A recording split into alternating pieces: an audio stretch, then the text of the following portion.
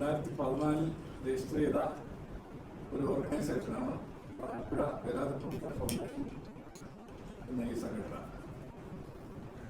2015 മുതൽ ഞങ്ങൾ അദ്ദേഹത്തിൻ്റെ രക്തസാക്ഷി ദിനം ജനുവരി 9-ാം തീയതി, എല്ലാ വർഷവും ജനുവരി 9-ാം തീയതി, അതുപോലെ തന്നെ ജനുവരി 11-ാം തീയതി അദ്ദേഹത്തിൻ്റെ ജന്മദിനവും ആചരിച്ചു വരുന്നുണ്ട്.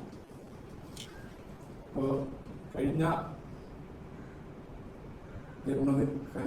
രക്തസാക്ഷി ദിനം അദ്ദേഹത്തിൻ്റെ 149-ാം രക്തസാക്ഷി ദിനമായിരുന്നു.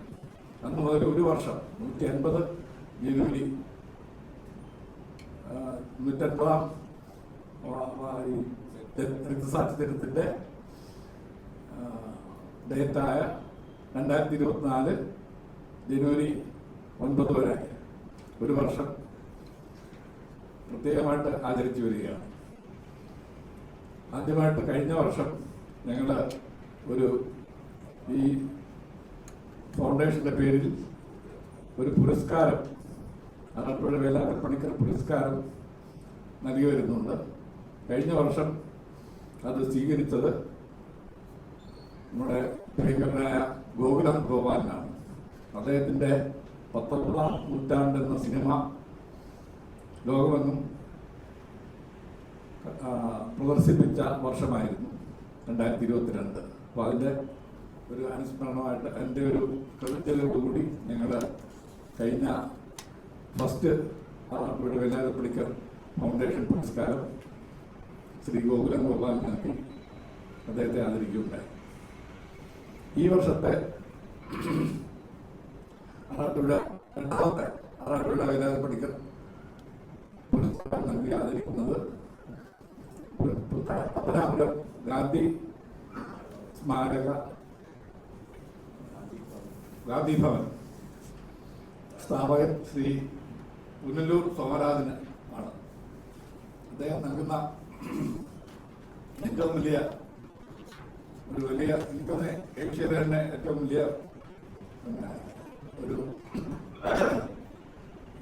സ്ഥാപനമാണ്. ഈ അഗതികളെ താമസിപ്പിച്ച് അവർക്ക് വേണ്ട ശുശ്രൂഷകളും എല്ലാം പ്രൊവൈഡ് ചെയ്ത് അങ്ങനെ ഒരു വലിയ ഹ്യൂമാനിറ്റേറിയൻ പ്രസ്ഥാനമാണ് പത്തനാപുരത്തുള്ള ഗാന്ധി ഭവൻ എന്ന ഈ സ്ഥാപനം. അതിൻ്റെ സ്ഥാപകൻ ഡോക്ടർ പുനലൂർ സോമരാജനാണ്. അദ്ദേഹത്തിനാണ് രണ്ടാമത്തെ ആലപ്പുഴ വേലായുധ പണിക്കർ ഫൗണ്ടേഷൻ അവാർഡ് പുരസ്കാരമായിട്ട് നൽകുന്നത്.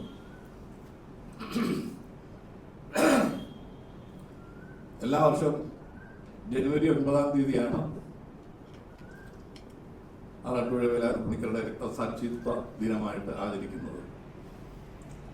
ഈ പ്രാവശ്യത്തെ രക്തസാക്ഷിത്വ ദിനം 150-ാം ദിനമാണ്. 150-ാം രക്തസാക്ഷിത്വ ദിനമാണ്. അത് തിരുവനന്തപുരം ഇൻസ്റ്റിറ്റ്യൂഷൻ ഓഫ് എഞ്ചിനീയേഴ്സ് ഹോളിൽ വെച്ച് നാളെ വിവിധ പരിപാടികളോടുകൂടി നമ്മൾ ആചരിക്കുകയാണ്. അതിന് നിങ്ങളുടെ പ്രസ് അതുപോലെ വിഷ്വൽ മീഡിയ എല്ലാവരുടെയും സഹകരണം ഞങ്ങൾ പ്രതീക്ഷിക്കുന്നു. നല്ല കവറേജ് കൊടുത്ത് അത് പ്രസിദ്ധീകരിക്കണമെന്നും ഞങ്ങൾ അഭ്യർത്ഥിക്കുകയാണ്.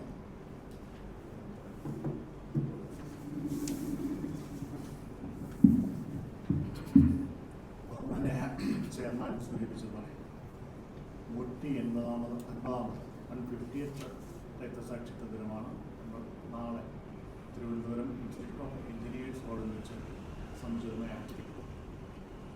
ഈ രക്തസാക്ഷിത്വ ദിനാചരണ പരിപാടികളുടെ ഉദ്ഘാടനം സമാധാരണീയനായ member of parliament Shri Shashi തരൂരാണ് നിർവഹിക്കുന്നത്.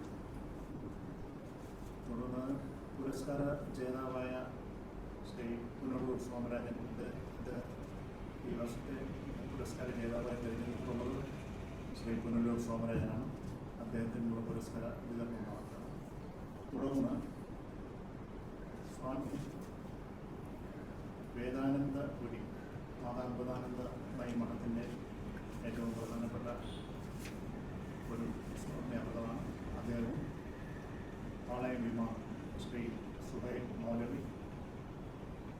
എസ് കോളേജിൻ്റെ പ്രിൻസിപ്പൽ ബഹുമാനായ ഫാദർ ഗീവർഗീസ് വെള്ളിച്ചാമി വീട്ടിൽ, പാളയം കൗൺസിലർ ശ്രീ പാളയം രാജൻ, അതിനെല്ലാം ഉപരി ശ്രീ തിക്കുടി നാരായണൻ, മലബാർ മേഖലയിലെ വളരെ പ്രശസ്തനായ ചരിത്രകാരനും മാതൃഭൂമി ദിനപത്രവുമായി ബന്ധപ്പെട്ട് പതിറ്റാണ്ടുകളുടെ പരമ്പരയുള്ള വളരെ സീനിയറായ ഒരു സാമൂഹ്യ പ്രവർത്തകനും രാഷ്ട്രീയ നിരീക്ഷകനും ചരിത്രകാരനുമായ ശ്രീ തിക്കുടി നാരായണൻ. അദ്ദേഹത്തിൻ്റെ പ്രായം 90 വയസ്സ് കഴിഞ്ഞ ഒരു വ്യക്തിത്വമാണ്.